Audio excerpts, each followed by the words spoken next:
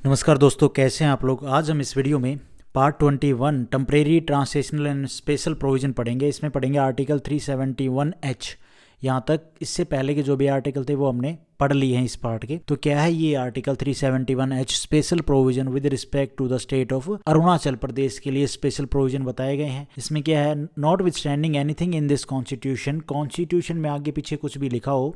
फिर बी, यहाँ पे देखो ए में क्या है, the governor of Arunachal Pradesh shall have the special responsibility with respect to law and order in the state of Arunachal Pradesh and in the discharge of his functions in relation thereto the governor shall after consulting the council of ministers exercise his individual judgement as to the action to be taken. हमने constitution में governor का जहाँ कुछ भी पढ़ा, जो भी बताया, वहाँ ये नहीं बताते कि गवर्नर को एक्स्ट्रा ये रिस्पॉन्सिबिलिटी दी गई है। थोड़ी बहुत होगी, ज़्यादा नहीं होगी। लेकिन जो ये हम स्पेशल प्रोविज़न में ये जो स्टेट्स पढ़ रहे हैं ना, इसमें आप देखोगे गवर्नर को स्पेशल रिस्पॉन्सिबिलिटी, स्पेशल पावर दी गई होती है। वैसे ही अरुणाचल प्रदेश के लिए भी गवर्नर को स्पेशल रिस्पॉन्सिबिलिटी दिया गया है लॉ एंड ऑर्डर मेंटेन करने का।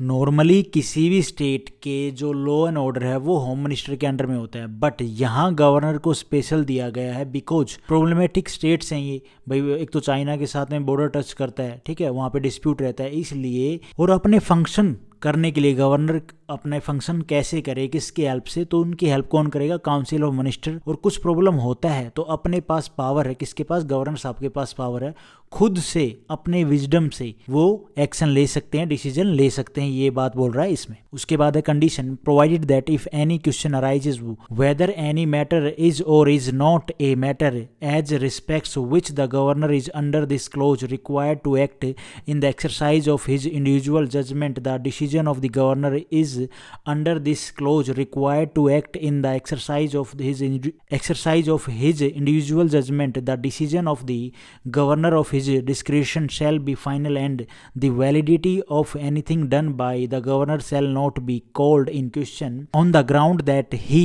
ought or ought not to have acted in the exercise of his individual judgement. इतने से इस सारे थ्योरी पार्ट का एक सिंपल सा मतलब है क्या, हमने ऊपर पढ़ा कि गवर्नर साहब के पास स्पेशल रिस्पॉन्सिबिलिटी है और उनके पास पावर है, इंडिविजुअल पावर है कि वो कोई भी अपने विजडम पे कोई भी डिसीजन ले सकते हैं। उस डिसीजन को लेके यहाँ पे बता रहा है कि जो भी गवर्नर साहब अपने विजडम से, अपने डिस्क्रिप्शन से जो भी एक्शन करते हैं, जो भी फैसला लेते हैं, जो भी डिसीजन लेते हैं, तो उस डिसीजन को लेके कोर्ट में नहीं जाया जा सकता। ये बात बोली जा रही है। भाई सिंपल सी बात है, लॉ एंड ऑर्डर को लेके उन्होंने कोई डिसीजन ले लिया है तो वो उस डिसीजन को लेके कोई भी कोर्ट नहीं जा सकता। ये बात बोल रहे हैं कि भाई उनको कंप्लेन करनी है उस डिसीजन को लेके। तो ये बात बोली जा रही है इस कंडीशन में।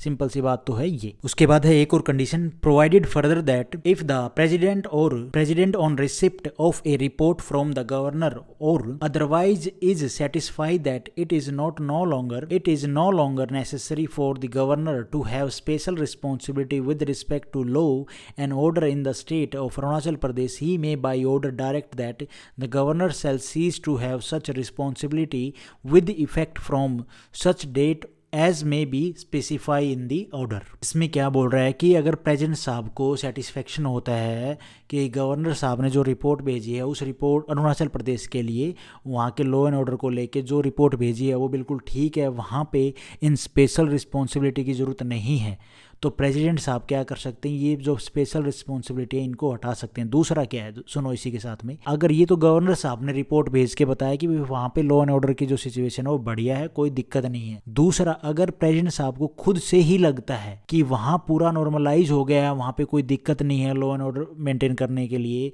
कोई खास दिक्कत नहीं है, अगर उस चीज़ को लेके प्रेसिडेंट साहब सेटिस्फाई हो जाएं तो वो डिक्लेयर कर सकते हैं कि आगे से ये रिस्पॉन्सिबिलिटी जो गवर्नर साहब को दी गई है इनको हम हटाते हैं, इनको कैंसिल करते हैं। ठीक है, ये बात बोली जा रही है सिंपल सी इसमें। बी में क्या है, the legislative assembly of the state of Arunachal Pradesh shell consist of not less than 30 member. पहले वाले में हमने क्या पढ़ा, 40 मेंबर से लेस देन नहीं होनी चाहिए। इसमें क्या बता रहा है, वैसे तो जो स्टैंडर्ड है वो होती है मिनिमम और 500 maximum seats state legislative assembly में, लेकिन यहाँ पे ये जो छोटे छोटे स्टेट हैं यहाँ पे इतनी पॉपुलेशन तो है नहीं, कहीं हिली एरिया है, ठीक है, ट्राइब्स पीपल हैं, तो उस करके इन्हीं स्टेट में आप अगर आपने पिछले वाले आर्टिकल्स पढ़े हैं, किसी में आप देखोगे नॉट लेस देन 40 होनी चाहिए, इतनी नहीं होनी चाहिए, 40 से मतलब नीचे नहीं होनी चाहिए।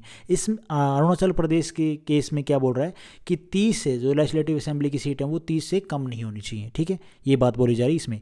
तो यही था article 371H। Thank you for watching this video. Video आपको ठीक लगी तो लाइक करना, चैनल पे नए हो तो गाइस सब्सक्राइब करना।